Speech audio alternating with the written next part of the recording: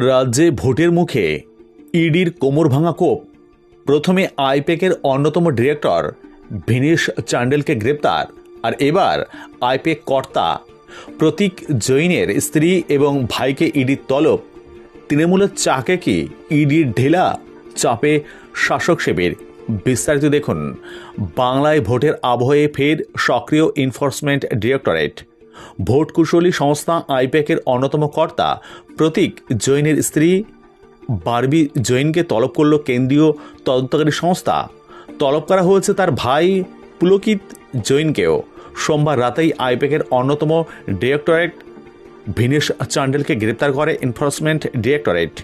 এরপরেই সংস্থার আর এক কর্তা প্রতীকের স্ত্রী এবং ভাইকে তলব করা হলো। ভোটের মুখে কেন্দ্রীয় তদন্তকারী সংস্থার সক্রিয়তার পিছনে রাজনৈতিক ষড়যন্ত্র দেখছে শাসক দল তৃণমূল কংগ্রেস। সংবাদ সংস্থা এনআইয়ের খবর অনুযায়ী আইপ্যাক মামলার সঙ্গে সম্পর্কিত হাওয়ালা লেনদেনের অভিযোগে আগামীকাল অর্থাৎ বুধবার পুলকিত জৈন এবং বারবি জৈনকে তলব করা হয়েছে এনফোর্সমেন্ট ডিরেক্টরেট। দিল্লিতে ইডির সদর দপ্তরে তাদের দুজনকে হাজিরা দেওয়ার কথা বলা হয়েছে। ইডির এক আধিকারিককে উদ্ধৃত করে এনআই জানিয়েছে, পিএমএমএ অর্থাৎ অর্থ পাচার প্রতিরোধ আইন এর মামলার বারবি এবং পুলকিতকে জিজ্ঞাসাবাদ করা হবে। উল্লেখ্য, প্রতীক জৈনের ভাই পুলকিত ভোটকুশলী সংস্থা আইপ্যাকের সঙ্গেও যুক্ত। বলে রাখা প্রয়োজন, দফায় দফায় জিজ্ঞাসাবাদের পর দিল্লি থেকে আইপ্যাক ডিরেক্টর ভিনেশ চান্ডেলকে গ্রেপ্তার করে ইডি। আধিকারিকরা জানায়, অর্থ পাচার প্রতিরোধ আইনে চান্ডেলকে গ্রেপ্তার করা হয়।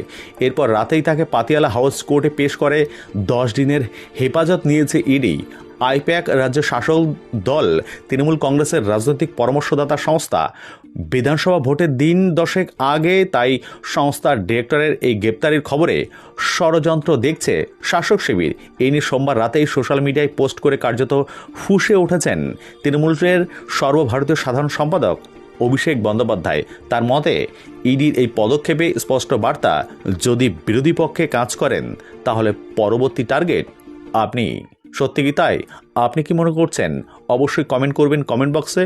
ভালো থাকবেন। ভিডিওটি দেখার জন্য অসংখ্য ধন্যবাদ।